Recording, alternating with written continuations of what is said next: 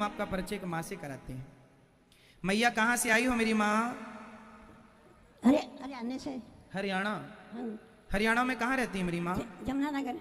जमुनानगर।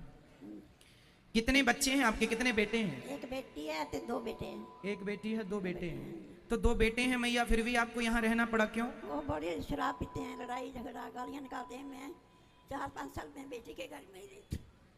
तो गालियाँ किसको देते हैं बेटे? नहीं, मेरे को मेरे साथ ही लड़ते हैं, पी के शराब। आपको, आपसे लड़ते हैं बेटे? पी के गालियाँ निकालते हैं, लड़ते हैं।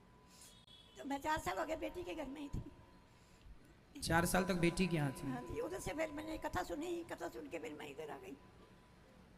तो बेटे ने नहीं बुलाया कि माँ आओ हम आपकी सेवा करेंगे? ये क्या करिए, आप ससुराल भी तो उसके भी तो सुननी पड़ती है, ससुराल वाले की।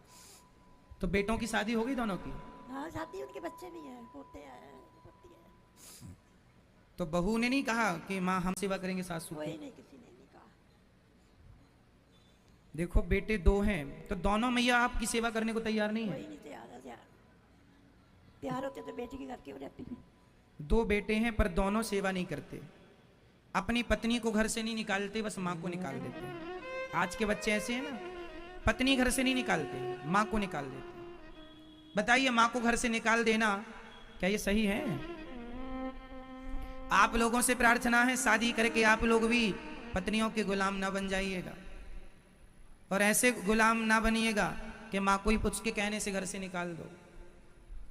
क्योंकि इन बहुओं को भी तो भगवान कोई समझाओ कि तुम भी तो कल सास बनोगी, तुम भी तो कल सास बनोगी, तुम्हारी भी बहू आएगी, और यदि तुमने सेवा नहीं की, अपने से बड़ों का अपमान किया, तुम्हारा कितना सम्मान होगा। भगवान के घर थोड़ा देर है, अंधेर नहीं है, सबको देख रहे हैं। बूढ़ी माँ है, 2 वक्त की रोटी ही सम्मान से देते, कौन सी जमीन जायदाद मांगती है माँ? कौन सा सोना चांदी चाहिए बुढ़ापे में? केवल सम्मान की 2 रोटियां देते। 3x6 के बिस्तर में मैया लेट जाती है, कोई ज्यादा जगह भी नहीं लगती। आज एक माँ यहाँ रहती हैं, आई रोने लगी, बोले महाराज हमारे बच्चे हमसे बहुत काम कराते हैं, बुढ़ापा, शरीर बूढ़ा था, बोले काम करोगी तो रहना, वरना फ्री में नहीं खवाएंगे। यहाँ आई है दास सेवा करता। खुद की औलाद, क्या माँ जब तुम्हें बचपन में रोटी खवाती थी तो क्या तुमसे कोई पैसा लेती थी? क्या उसका मूल्य लिया है माँ ने? कैसी बातें कर रहे हो? माँ काम करेगी तो खाना दोगे? अरे बुढ़ापा है, कैसे काम करेगी? बेटा बहू इसलिए तो होते हैं कि बुढ़ापे में वो सेवा करेंगे, हम आराम करेंगे बुढ़ापे में। लेकिन जमाना देख तेरे संसार की हालत क्या हो गई भगवान। वृद्धाश्रम मुझे क्यों बनाना पड़ा?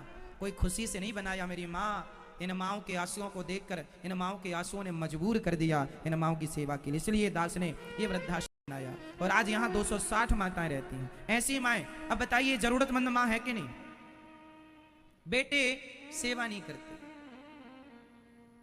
पूछते तक नहीं है, बहुत परेशान करते हैं। तब ये माँ यहाँ आई हैं। मैया आप यहाँ रहती हैं गौरी गोपाल आश्रम में, कोई तकलीफ तो नहीं है मेरी माँ?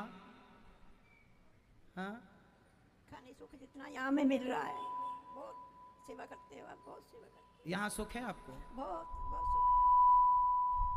तो आप यहाँ रहती हैं, आपको यहाँ रहने के कोई पैसे तो नहीं लगे? हाँ, बिल्कुल नहीं, बिल्कुल नहीं, कभी से 1 पैसा भी नहीं मांगा कभी किसी ने। इन माओं से 1 भी रुपया नहीं लिया जाता, आपके सहयोग से ही इन माओं की सेवा चलती है। इसलिए आपसे कहता हूं कि यदि आप लायक हैं तो इन माओं के लिए पूरा आश्रम भर गया है। किराए से भी रेंट पे हमने एक आश्रम लिया है माओं के लिए, क्योंकि माँ एक्स्ट्रा थी, आश्रम छोटा है, जगह तो उतनी है, तो वहां भी माओं को रखा गया किराए के आश्रम में, तो वहां भी पैक हो गया है। अब सामने बड़ा आश्रम बन रहा है जहां 1000 वृद्ध माओं की सेवा हो सकेगी। 1000 माओं के रहने की क्षमता वाला आश्रम अब बन रहा है। तो आपसे बस यही प्रार्थना है कि आप भी इन माओं के लिए अपने हाथ जरूर बढ़ाएं। एक कमरे का आप सहयोग कर सकते हैं, यदि आप इस लायक है तो 1 कमरा बनवा कर माओं को दे सकते हैं। आपके अपने पिता, पुत्र, पत्नी, किसी के भी नाम का कमरा